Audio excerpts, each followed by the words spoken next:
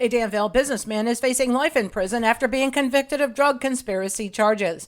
Today is Thursday, November 7th, and this is 570 News on the Go, brought to you in part by NorthCentralPA.com. Partly sunny today, a high in the mid-60s. Emergency crews in Lycoming County were very busy yesterday on the Bald Eagle Mountain. A 19-year-old Muncie woman who was operating a motorcycle lost control on the winding Sulphur Springs Road just outside of South Williamsport around 9 Wednesday morning. She was ejected from the bike and thrown down a 35-foot embankment. From the road, emergency personnel used a Z-rope rigging system to lower a backboard and Stokes basket to the first responders below.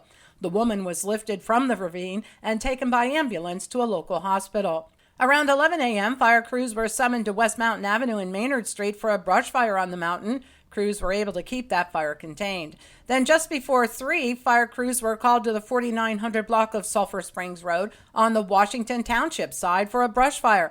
North Central PA reports that brush fire spanned nearly 2 acres. Fire officials said the blaze was difficult to control as the rock terrain allowed for the fire to continue to burn in small pockets under the stones and boulders. Sulphur Springs Road was closed for several hours while crews battled that brush fire. A Danville man is facing life in prison after being convicted by a federal jury on drug conspiracy charges. 52-year-old Anthony Brezzi used his business, Shiva Science and Technology in Lewisburg, to make various fentanyl analogs that he would then sell to distributors in Philadelphia and Cleveland. Although the Shiva business was purported to be engaged in cutting-edge technology, it was in fact a front company designed to conceal the fentanyl manufacturing operation. Federal officials said Brezzi manufactured the equivalent of millions of individual doses. He faces a maximum lifetime term of imprisonment. Bail has been lowered for the Massachusetts couple facing eco-terrorism for releasing mink from a Sunbury area fur farm. The Daily Item reports the bail was lowered from $150,000 cash bail to $15,000 for both Christopher Laguerre and Cara Matrano. Both must report to the Northumberland County Probation Office twice a month.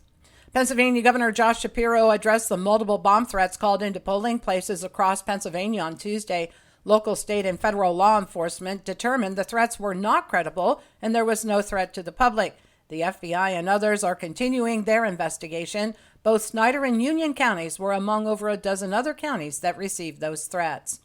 The Center County Elections Office had to rescan over 13,000 mail-in ballots because of a software issue.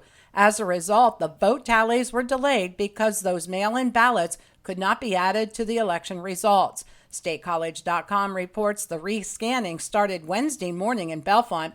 Watchers from both parties were present for the scanning. The process was completed by 5 o'clock Wednesday afternoon, and the unofficial results were updated. And the Williamsport Marching Millionaires win the state championship at the Cavalcade of Bands American class. The local group beat out 17 other marching bands in the American class for the honor. Williamsport High School band director Ryan Bulgarelli told the Sun-Gazette, "The Cavalcade of Bands is the most popular circuit in the state that also includes bands from New Jersey, Maryland, West Virginia, and Delaware.